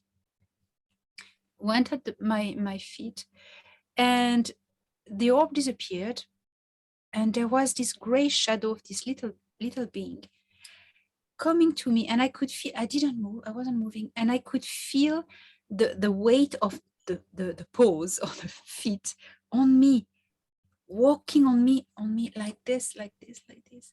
And it stopped here and it stayed here. And there's suddenly a ball of warm energy that just grew here, and my pain disappeared and I could sleep all night. And when the pain disappeared, the orb just dissolved, and the little being walked back halfway my body in front of the window and flew off. That's fantastic. Wow. Andrea, you spend a lot of time at the Chalice Beautiful Ancient Well in Glastonbury. Have you got any fairy connections or any inner earth stories that you can share with us? Well, I'm working with the fairies quite a lot, but you have to be really respectful of them, because they will hide things if you're not respectful of them. And then I have clients who've got a lot, I think I spoke about this, sometimes you forget who you've said what to, but if sometimes I can tell if a client, I think I said this before about having a lot of chaos, sometimes it's the not so benevolent fairies, because they're not that bad, even the bad ones are not that bad, they just create chaos in your life. And so you want to work with the ones that are more flowing than the ones that are playful, and they're usually attached to people when they're I think I said before, they're an only or lonely child, and so you have to go back to that day and then detach them and send them back to the forest, or the forest folk, or where they come from. And so in my garden, I've got hung on the plum tree, and I've got hawthorn hedges as well. But my gardener, because I live around Glastonbury, he's like, oh, I have to be so careful about the fairy people in the garden. I'm like, what's he doing out there? Because I think he's like working between where the fairies and the elementals will let him go. But I just did a little offering, because they like offerings, so I hung a shell necklace on the plum tree for them, and I think they quite like that. And some other people have said there's a fairy portal in my garden. I can't physically see it myself, but I can energetically feel it. That's so beautiful, so beautiful. I lived in a house once in England, in the country, had a massive garden. Oh. I can't, what does that, I can see it from it. William Butler Yeats. Oh, he wrote The Stolen Child. Keep on talking, I need to find it. Yeah. So I was living in this beautiful home, and it had a huge garden, nothing but trees and nothing but fields beyond that. And in one corner of the garden where the shed was, I thought, I'm going to build a fairy dell here because I feel like it. So I went into this cute little crystal store, and I bought these there were heart-shaped mirrors, tiny little mirrors, on a long string that hung down, like, 8 foot tall. So I got several of those, and I just hung them up. So that all these little mirrors, I've sprayed fairy dust everywhere, and I bought a statue of a fairy queen. And I sat there one day and I played music, and I just said to the elementals, right, I would love to see fairies. You may be here, you may not be. I may be Doolally, I may not be. But this is your dell. So nothing happened for the longest time until one night I was standing at the back door, looking out, just thinking about something that I had to do the next day with a colleague. I was trying to sell submarines that fly under the ocean, 2-seaters. Had a big meeting that day. I was really like, I really want to get this contract. But anyway, standing there, it was a lot on my mind. And all of a sudden, something's coming. And I looked down, and it flies under me, and it was a little man fairy, just buzzing by, let me know, made sure I saw him, and then just went up into the fairy dell. I could not believe it. I just could not believe it. So anyone out there like listening to our stories, and I know we're told as children, that's for children. No, it's for adults too. So if you do feel inclined to build a fairy dell, whether you've got kids or not, just something nice for you, go ahead and do it, because it did actually create, and they like it when you devote something to a part of the garden or to nature. There will often be a response. Some people call them divas, whatever. What do you girls say to that? Yeah, and I think children do see, the fairies and the elementals, especially when they're really young. And I think as a parent, you want to honor what they see, not dismiss it, because that they're seeing interdimensional beings. So just because you can't see it doesn't mean it doesn't exist. So I think, yes, even though, and they might see negative dimensions, but when they're seeing benevolent, beautiful dimensions, as a parent, don't deny their experience, because then you shut that down. If you start saying to them, no, you haven't seen that, then they start going, oh, am I wrong? What, and then they lose that connection to those beautiful, loving beings that are helping, not just them, but the whole family. Yes, absolutely. Yeah. Oh, I'd like to read something, offer you some Irish literature about fairies. William Butler Yeats was an Irish poet and writer, who is very, very famous here. He wrote a lot about the fairies and the paranormal in Ireland and other things as well. So this one, because we speak a lot about children, it's called The Stolen Child. So here it goes. Where dips the rocky highland of Slough Woods in the lake, there lies a leafy island where flapping herons wake. The drowsy water rats, there we've hid our fairy vats, full of berries and of reddest stolen cherries. Come away, O human child, to the waters and the wild, with a fairy hand in hand, for the world's more full of weeping than you can understand. Where the wave of moonlight glosses the dim grey sands, we foot it all the night, weaving olden dances, mingling hands and mingling glances, till the moon has taken flight. Though and fro we leap and chase the frothy bubbles, while the world is full of troubles and is anxious in its sleep. Come away, O human child, to the waters and the wild, with a fairy hand in hand, for the world's more full of weeping than you can understand. It's just a half of it, but so I want to share this with you. Adorable. And when was that book written? It was in the early, in the 1889. Yeah, 1889. Yeah, William Butler Yeats. Wonderful. Yeah. Wonderful. My favorite poems, the one on children by Cahill Gibran. Do you know which one I mean? Oh, yeah. Yeah, that's just I think whenever anyone gives birth, I always tell them, this is the best poem, because your children are not your children. They are life's longing for itself, but they come through you, yet they belong not to you. You may house their bodies, but not their souls, for their souls dwell in the house of tomorrow, which you cannot reach, not even in your wildest dreams. Seek to be like them, but seek not to make them like you, for you are the arrows to which they are the living bows that go forth. I think that's it, isn't it? Wow. Yeah, so beautiful. Yeah. It's so beautiful. Your children don't belong to you. That's so beautiful. Okay, I'm just going to share my favorite poem very quickly. Ready? It needs full snobby English accent to start with. She stood upon the bridge at night.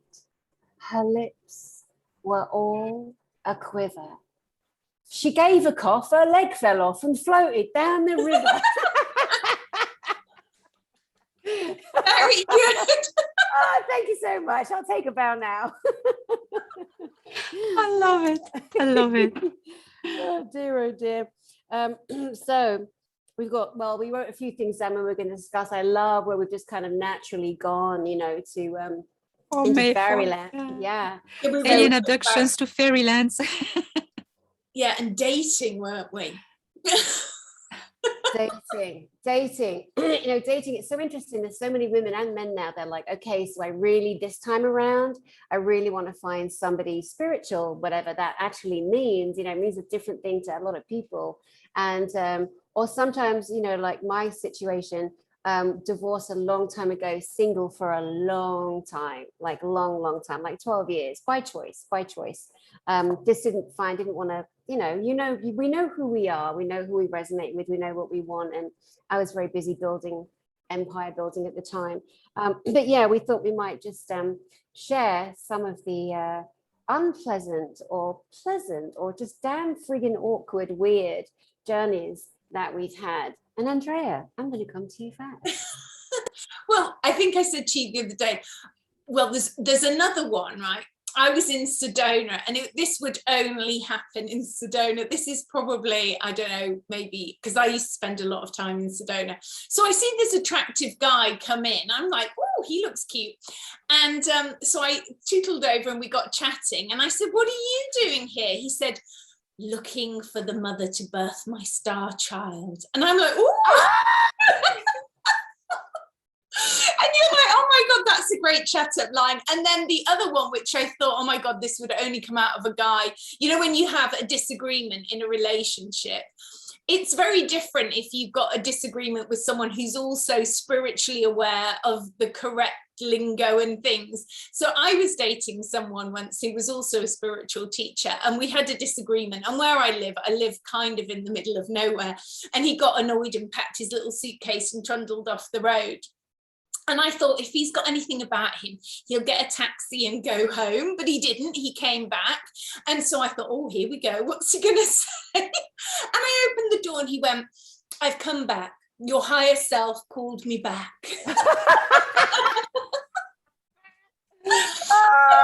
Oh, do you know what? You can only get this from spiritual guys. You're going to hear all this stuff, which is very different than the, regular guys. They've got all this cosmic lingo. Oh, wow. But some of them, though, it can get a bit silly and a bit like, oh no, I remember a guy who decided to create a spiritual school, and he ended up, every woman that he met, he was like, you are my new goddess. You are my new goddess. He tried that on me. I got one of those and one of those. That was my response. Anyway, turned out this man turns himself into a friggin' guru, and all these women in his harem, and he's shagging all of them. I mean, and it was such a, and one of the, I know because I knew one of the girls who came to me for counseling. She was so traumatized. The other thing about that, actually, which is quite serious, is this girl was looking on a spiritual journey. She'd had a very sexually abused childhood, poor little thing. She was still carrying pain. She thought joining a spiritual group might help her. The man in charge took advantage of her, just like her family members did to her. And then it just set everything off in her again, just so sad. So we have to be careful because, yeah, I mean, my attitude, follow no one, like learn, listen, give love, be respectful, but take what, because that's not arrogance. That's what you've been told. You've been told you must have a master, you must have a God, you must have a leader, you must to exist in this world. And that's why we're in the situation we're in right now on this planet, with every single system and every single, situation. Elena, would you like to share a story? Well, talking about weird people, I've been approached by so many pervs in my life, but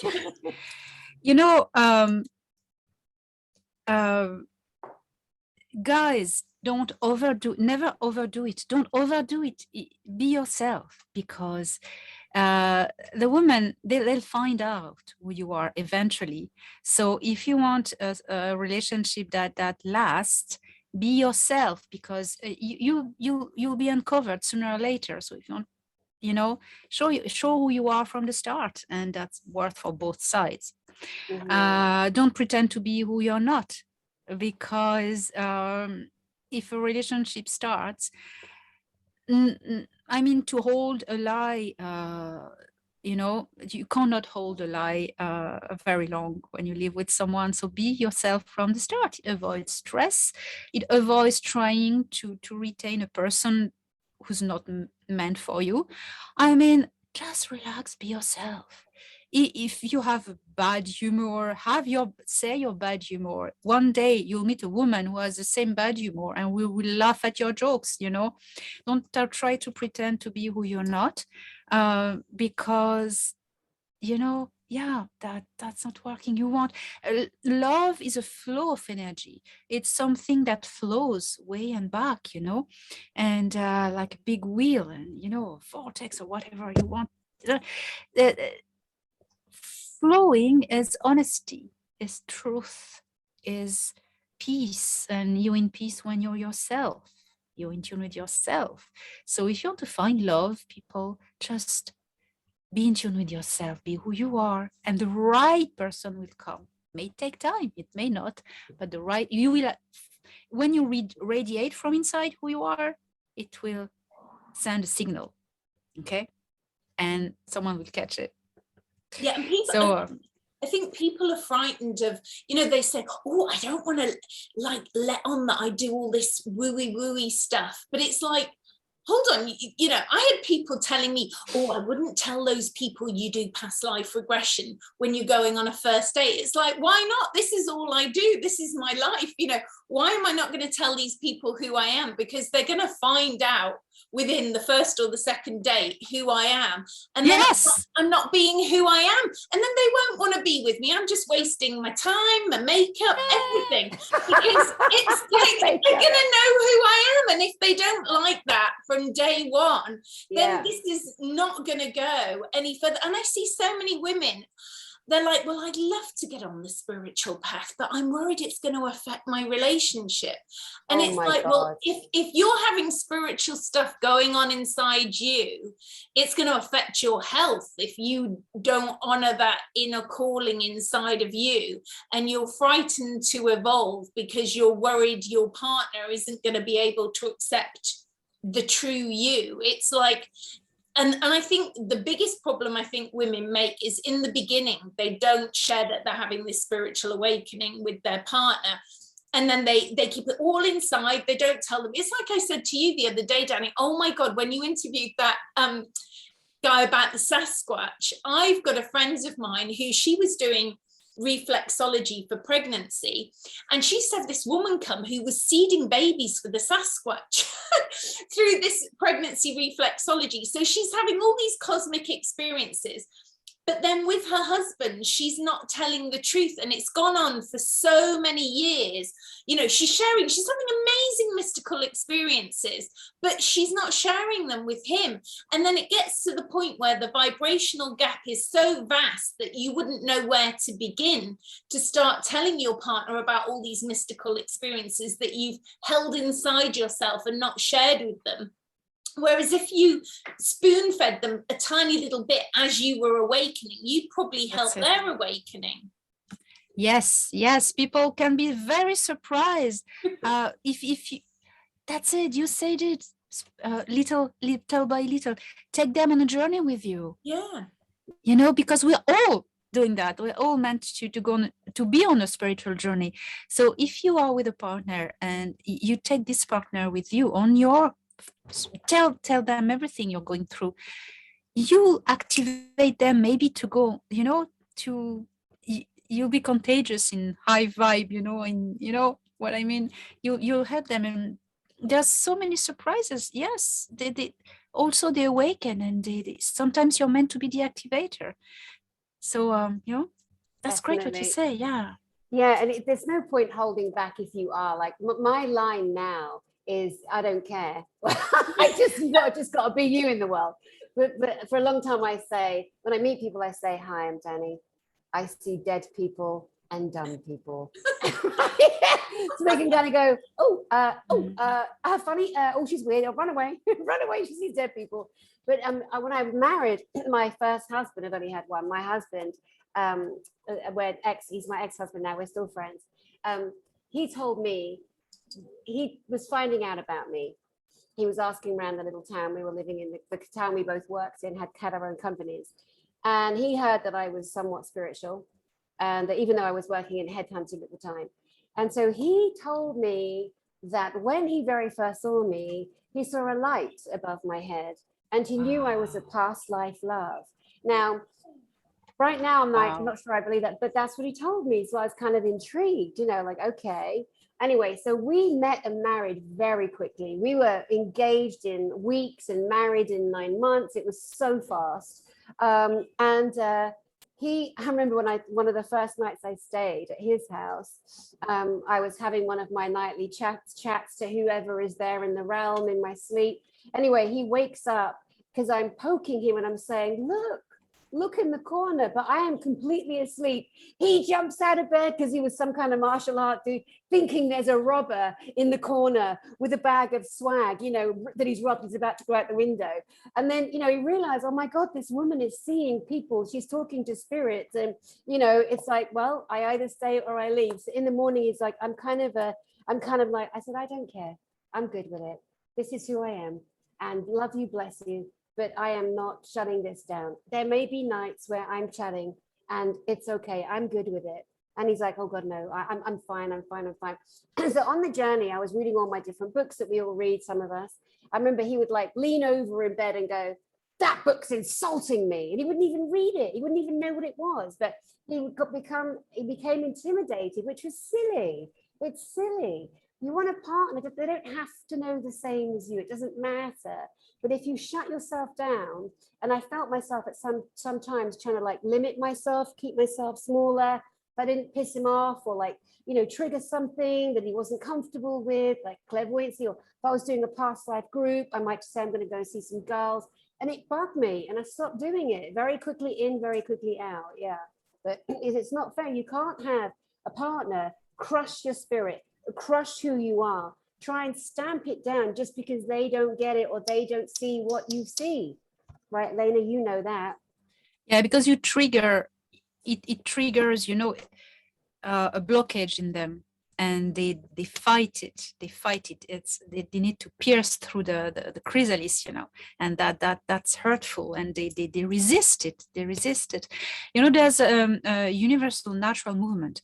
When a new paradigm just starts, the old paradigm is going to fight the change. It's going to try to not let the change happen, and that works for everything, and also on an individual level. It's a natural phenomenon, to fight the change, and you need to go through it. It's in a way well done, because it forces you to go throughout. Dark night of the soul, we can call it like this. I suppose to take the old metaphor, the butterfly just suffers getting out of the chrysalis, the chicks has to destroy the egg to get out, things like this. I think it's, what do you think? Yeah, I think relationships are going through a major transformation again, isn't it? Because people are like, oh, we won't say what it is, but did you do this? Or I can't be with someone who's made this choice or whatever. And it's like, I think they're being forced to be even truer to, what are your core beliefs? You might have a connection with someone, like often I've met so many men. I was going to write a book called Karmic Boyfriends, because literally this whole lifetime has just been me meeting, or I was going to call it even better, karmic bigamy, because if you think about it, right, you didn't divorce some of these people in the past life. So energetically, you might be still married to them. So it's like karmic bigamy. God. And so I thought, oh my God, I just had to meet all these guys I was married to or had some, conflict with. And two of them were very, very, because when I take people through regression, I don't know if you see this so much, Dani, but often people will see in the beginning where they've been a victim. And then when you've plowed through the being a victim, you then see where you were the perpetrator and what did you do? So then you see the shadow lives. And I had a connection with someone and I was like, wow, where do I know this guy from? And I felt like it was linked to the temples of Solomon. And I was like, and as a child, my dad used to say strange things, which is strange to say to a child. My dad used to say to me, who do you think you are, the Queen of Sheba? And which is a strange thing to say. So I used that affirmation, which anybody could use this to access their past lives. I used my connection feeling like I knew this guy from the temples of Solomon. And the thing that my dad used to say that to me as a child, but once I got older, he never said that to me. So I used those two things to say, I want to see the darkest of the dark life I have ever lived. And with that, poof, there it was, the worst of the worst that I had done and abused my power because I'd started to see all these men that I felt I knew in a past life, but it seemed to be the same period of time in this particular past life. And then I realized I'd had 10 children by 10 different men in that lifetime. And then in this lifetime, I was meeting all these men again because I'd had a child with them. And when I was sort of meeting them in this lifetime, I'd say, oh, if it went well, I'd marry you and have children with you. And they were like, oh, you know, they couldn't think of anything worse, you know. And in this lifetime, you think, well, I'm quite a nice person. I don't understand why no one would want to marry me or have children with me in this lifetime. You know, I look quite nice. And you know, I have been plagued by that in this lifetime, and I've had to clear 2 really, really dark shadow lives, and you know, and that is why I've not had children in this lifetime, because I had to clear those dark shadow lives that I wasn't able to see for a long, long time. I wasn't allowing myself to see those shadow lives of what I'd done, and then I had to forgive myself. And I think when people go for regression, I think sometimes they're terrified that they're going to see this shadow stuff and they're not going to be able to deal with what they've seen, but they will, because this is your healing. This is your freeing your soul to evolve further. If you can see the darkest that you've done, feel the guilt and shame, and then forgive yourself and let it go, then your vibration will increase, and sometimes physical afflictions will heal as well. There's so many good points there. I made a note that you said, for me, I'm absolutely astonished at how many people, and let's say this, how many very spiritual people for very many years of all levels and whatever, how many of those people that were considered so spiritually evolved did this, and like won't see other people unless they've got this. I'm staggered, like I'm literally stunned. But your point in the past life, and thank you for raising that, we have got to accept that we have been shits in past lives and beautiful, and we've been victims and perpetrators. And I said the story of the old man that used to haunt me through the wall. He would haunt me as a child. He was a terrible, evil, solid man. And then years later, I see him and I think, oh my God, that's me. That part of my soul was trying to ask for forgiveness for being a little shit in that life. And, you know, people think they're all this and that in a past life. I did a regression for 20 people once, a past life regression for 20 people. And one of them was my friend. God love her, I do love her. She's away with the fairies. I mean, she really is wonderful, tells the biggest whoppers. But that girl will always go and try and make that big whopper happen. You know, like, I have $100 billion company in makeup. Now she's trying. She's in a garage, she's doing a little bit of this and a bit of that, but I love her vision. Anyway, someone like her, this is perfect. So all these people are regress and everyone's having a wonderful time and everyone comes up from trance and they share what they saw. But it had to be her that says, oh my God, I was Queen Nefertari. I'm like, no, darling, no. I take it to one side, like, no, you weren't, you know, because there's this thing about, oh, past lives, who was I? Maybe you were just the most beautiful woman that served in the village, or the loveliest man that baked the bread. And, you know, these are some of the happiest people in the world, by the way. Yes. You don't have to be the kings and the queens and the, you know, there's not enough bodies to go round to have had all those, you know what I mean? But yes, we can sometimes it's the fractal, like, you know, that's what I was going to say. It's when they, you know, they're like, I was definitely Jesus, or I'm like, oh, God, the 10th one this month, and you know, they're not.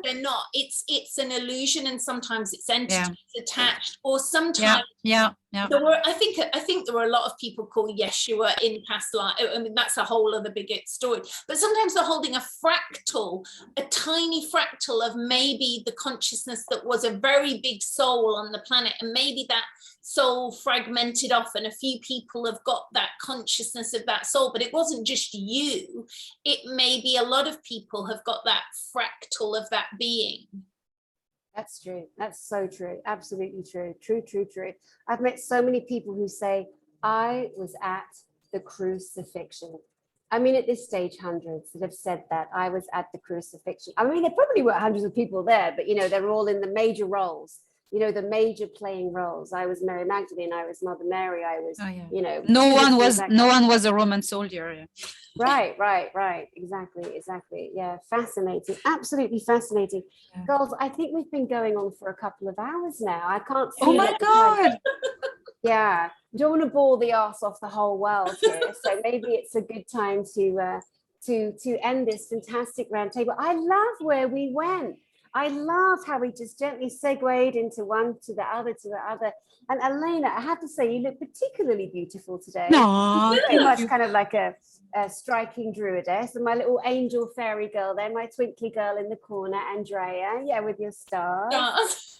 Yeah, so beautiful.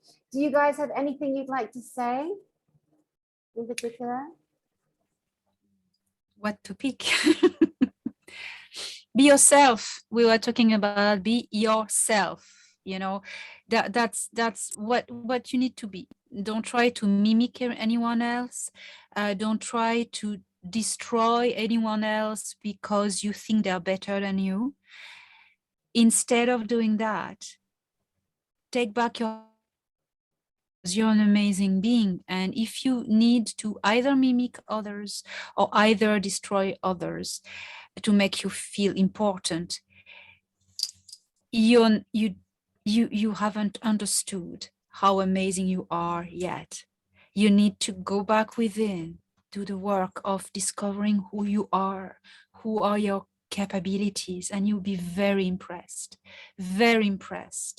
and you will beam out love, and you won't feel alone anymore. You will be happy, you know. So that's my message of everyone taking back their confidence and sovereignty if you haven't yet.